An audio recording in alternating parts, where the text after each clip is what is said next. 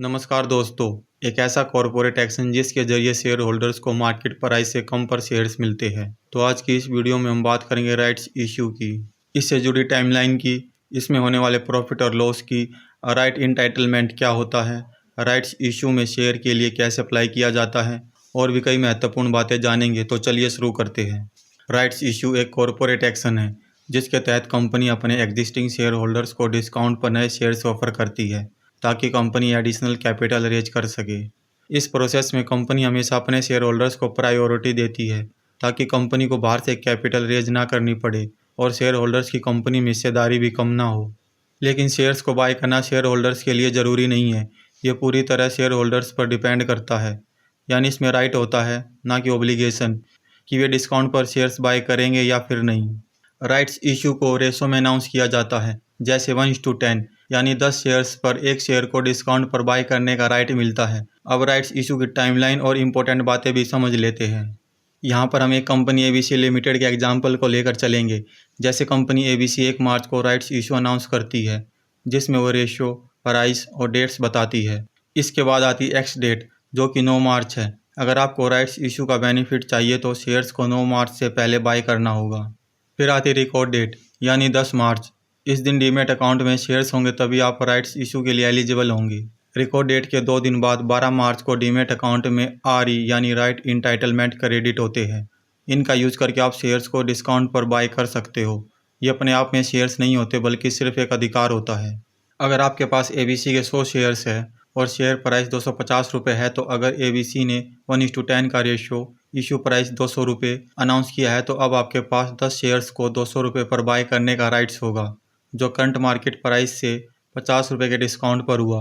तो यहाँ पर आपको 10 राइट इंटाइटलमेंट मिलेंगे जो एबीसी आरई के नाम से डीमेट अकाउंट में शो होते हैं। इसके बाद राइट इंटाइटलमेंट की ट्रेडिंग शुरू हो जाती है, जो लगभग 7 दिनों तक चलती है, यानी 19 मार्च तक।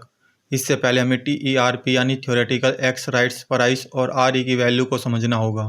एक्स डेट पर प्राइस जितने एक्स्ट्रा शेयर्स आरई की फॉर्म में इशू किए गए हैं, उसी हिसाब से शेयर प्राइस भी कम हो जाएगा, जिसका फॉर्मूला टीईआरपी बराबर होता है old shares multiply by current share price plus new shares multiply by rights issue price divided by old plus new shares, जो कि हमारी कंडीशन में 245 रुपये 45 पैसे हुआ। और आर ई की वैल्यू टीईआरपी माइनस इशू प्राइस यानी 45 रुपये 45 पैसे हुई।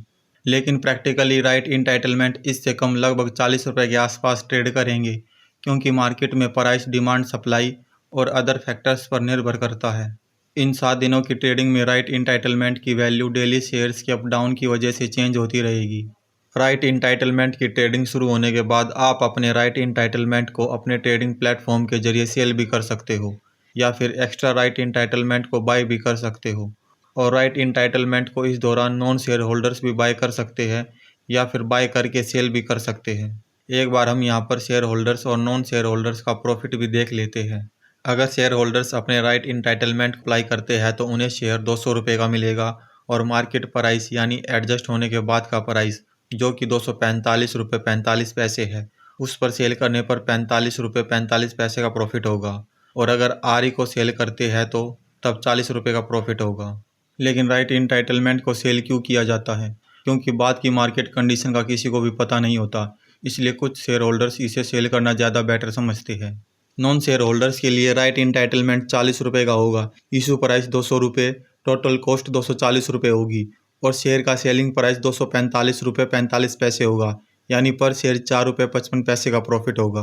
राइट इंटाइटलमेंट की ट्रेडिंग के साथ साथ राइट इशू पीरियड भी स्टार्ट हो जाता है, लेकिन ये ट्रेडिंग के क्लोज होने के 5 दिनों तक रहता है, यानी 24 मार्च तक। आप अपने राइट इंटाइटलमेंट का यूज करके, यहाँ पर हमारे पास 10 राइट इंटाइटलमेंट है, तो हम सिर्फ 10 शेयर्स के लिए अप्लाई कर सकते हैं, या फिर इससे ज़्यादा शेयर्स के लिए अप्लाई करने के लिए ज़्यादा राइट इंटाइटलमेंट बाय करने होंगे।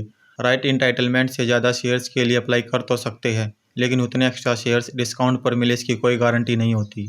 यहाँ पर 3 काम कर सकते हैं: राइट इंटाइटलमेंट को सेल करना, शेयर्स के लिए अप्लाई करना, या फिर कुछ भी नहीं करना।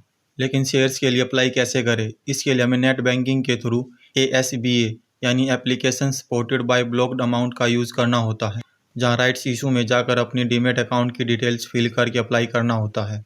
इसके बाद पर शेयर्स 200 रुपये ब्लॉक हो जाएंगे। शेयर्स इशू होने के बाद अकाउंट से अमाउंट डेबिट हो जाएगा और शेयर्स इशू नहीं होने की कंडीशन में अमाउंट अनब्लॉक हो जाता है, या फिर ब्रोकर के प्लेटफॉर्म से भी अप्लाई कर सकते हैं।